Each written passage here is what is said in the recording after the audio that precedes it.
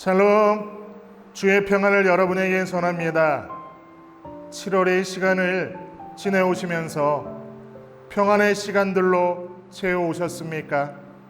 아니면 무더운 날씨로 상황의 복잡함으로 인하여 해결해야 될 여러 일들로 흔들리면서 시간을 보내오셨습니까? 성도의 삶은 주님 주시는 평안으로 굳건히 서서 그 어떤 상황과 문제로도 흔들리지 않는 것, 이것이 되어야 함을 고백하며 허락하여 주신 이 하루의 시간 속에서 주님 주시는 평안으로 승리하시는 여러분들 되시기를 진심으로 소망합니다. 오늘 주시는 하나님의 말씀 같이 나누도록 하겠습니다. 오늘의 말씀은 블레셋 땅으로 망명한 다윗, 사무엘상 27장 1절에서 7절까지입니다. 다윗이 혼자서 생각하였다. 이제 이러다가 내가 언젠가는 사울의 손에 붙잡혀 죽을 것이다. 살아나는 길은 블레셋 사람의 땅으로 망명하는 것뿐이다. 그러면 사울이 다시 나를 찾으려고 이스라엘 온 땅을 뒤지다가 포기할 것이며 나는 그의 손에서 벗어나게 될 것이다. 그래서 다윗은 일어나서 자기를 따르는 부하 600명을 거느리고 가드왕 마옥의 아들 아기스에게로 넘어갔다. 그리하여 다윗은 가드에 있는 아기스에게로 가서 거처를 정하였다. 다윗과 그의 부하들은 저마다 가족을 거느리고 살았는데 다윗이 거느린 두 아내는 이스라엘 여인 아히노암과 나발의 아내였던 갈멜 여인 아비가일이었다. 다윗이 가드로 도망갔다는 소식이 사울에게 전하여지니 그가 다시는 다윗을 찾지 않았다. 다윗이 아기스에게 간청하였다. 임금님이 나를 좋게 보신다면 지방 성읍들 가운데서 하나를 나에게 주셔서 내가 그곳에 정착할 수 있도록 해주시기를 바랍니다. 이 종이 어떻게 감히 임금님과 함께 임금님이 계시는 도성에 살 수 있겠습니까?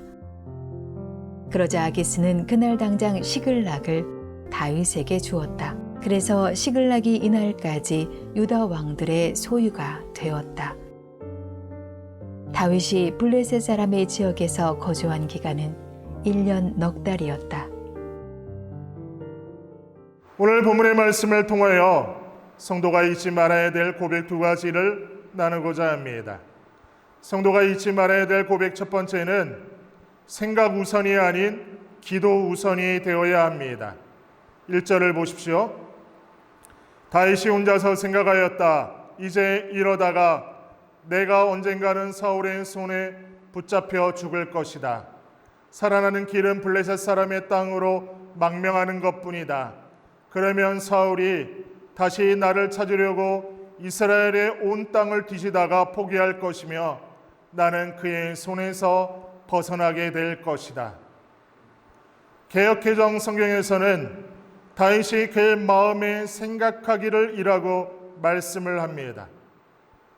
하나님께서는 가시라는 선지자를 통하여 다윗에게 유다 땅을 떠나지 말라라고 말씀하셨습니다.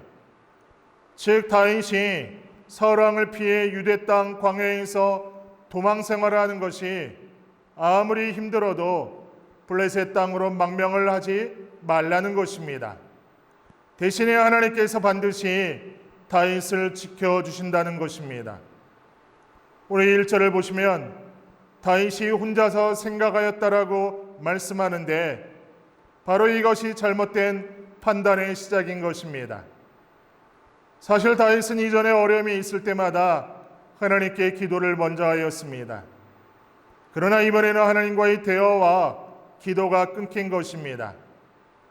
다윗은 하나님의 보호하심과 지켜주심을 잊어버리고 자기의 생각에 빠진 것이었습니다. 2절을 보시면 다윗은 일어나서 자기를 따르는 부하 600명을 거느리고 가드왕 마옥의 아들 아기스에게로 넘어갔다라고 말씀합니다. 사실 다윗이 블레셋 가드왕 아기스에게 간 것이 이번이 처음이 아닙니다. 이전에 다윗이 사울을 피해 혼자서 아기스에게 도망을 갔을 때 아기스의 신하들이 다윗은 블레셋 사람을 많이 죽인 자라고 이야기를 하자 미친 척하고 침을 질질 흘리고 다시 도망쳐 나온 적이 있습니다. 그러나 지금은 혼자가 아니라 600명의 부하와 그 식구들까지 거느린 어느 정도 힘이 있는 사람이 된 것입니다. 오늘 큐티 영상을 함께 하시는 성도 여러분, 세상의 원리라는 것이 달면 삼키고 쓰면 뱉는 것입니다. 그래서 아기스가 보기에도 다윗이 군사들을 600명이나 데리고 있으며 사울 왕과 원수지간이니까 충분히 이용 가치가 있다고 생각을 한 것입니다. 또한 다윗이 블레셋 가드왕 아기스 밑으로 들어갔다는 소식이 사울에게 전해지자 사울이 다시는 다윗을 수색하지 않았다고 합니다. 다윗이 원하던 대로 된 것입니다. 그런데 7절을 보십시오. 다윗이 블레셋 사람의 지역에서 거주한 기간은 1년 넉 달이었다고 합니다. 사실 다윗이 블레셋 땅에서 1년 4개월 동안 사울을 피해서 망명 생활을 한 것이 몸은 편했을 것입니다. 하지만 가드왕 아기스의 눈치를 보며 비굴하게 살아야 했습니다. 사울의 손에서 벗어나긴 했지만 이제 아기스의 손에 좌우되는 신세가 되었습니다. 그리고 하나님을 섬기는 영적인 교제는 완전히 끊어진 상태였습니다. 1년 4개월 동안 다윗은 신앙적으로 보자면 가장 바닥으로 떨어진 때였습니다. 오늘 본문을 통하여 우리에게 적용해야 되는 중요한 자세가 있습니다.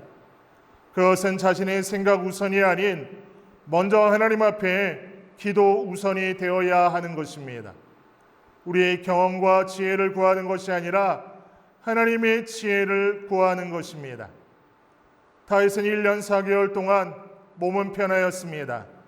그러나 신앙적으로는 가장 바닥으로 떨어진 시간들이었습니다. 사랑하는 성도 여러분, 생각 우선이 아니라 하나님께 기도함으로 기도 우선이 되어 오늘도 하나님의 지혜를 구하며 하루의 시간을 믿음으로 승리하는 저와 여러분이 될 수 있기를 진심으로 소망합니다. 성도가 잊지 말아야 될 고백 두 번째는 자기를 바라보는 대신에 하나님을 바라보아야 하는 것입니다. 1절을 다시 보시면 다윗이 자기의 미래가 비관적이라고 생각함을 알 수 있습니다. 그래서 하나님의 기름 부음을 받은 자의 신분에 어울리지 않게 블레셋에 망명을 하게 됩니다. 그런데 이 일은 하나님이 그를 사울의 손으로부터 구원해 주시되 오히려 사울을 그의 손에 붙이신 사건 이후에 일어난 일이었습니다. 그러면 그가 그때 사울의 손에 붙여지지 아니하고 오히려 그 대적 사울이 그에게 붙여졌던 이유는 어디에 있을까요? 그가 어려움 속에서도 하나님만을 바라보고 하나님을 의지한 결과였습니다. 하지만 본문을 보시면 그 신앙은 온데간데 없이 사라졌습니다. 다윗이 절망에 빠져 블레셋의 몸을 의탁하려는 것을 볼 수가 있습니다.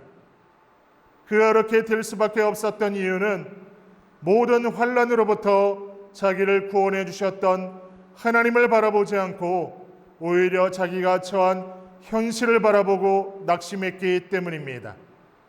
이 당시 다윗에게는 따르던 용사들이 600명가량 되었습니다. 그리고 그들은 모두 자기 가족들을 거느리고 있었습니다.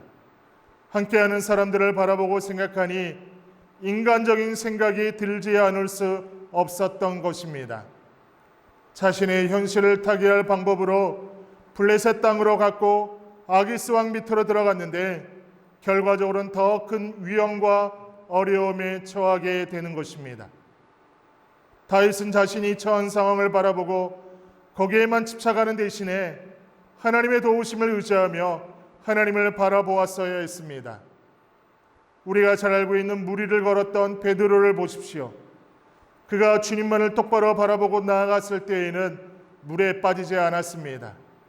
그러나 자기를 바라보았을 때 거센 폭풍우가 몰아치고 있는 물 위에 두 발로 서 있는 기막힌 상황이 두려워지기 시작했습니다.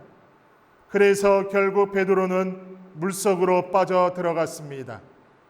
큐티 영상을 함께 하시는 사랑하는 성도 여러분, 어떤 상황과 현실에 계시든지 내 자신을 바라보는 것이 아니라 하나님 바라보는 복된 여러분 되시기를 진심으로 소망합니다.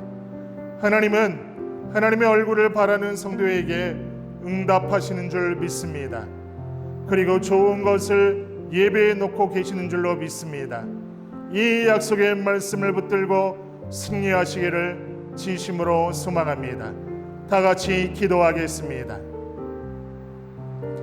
하나님, 이 땅 가운데서 성도로서 살아갈 때에 성도의 삶 가운데 내 생각이 우선시 되는 것이 아니라 기도 우선으로 기도자로 오롯하게 기도의 사명의 길을 걸어가는 우리의 모습이 되게 하여 주옵소서. 성도의 삶을 살면서도 우리 앞에 놓여진 현실과 문제와 어려움들이 많이 있음을 보게 됩니다.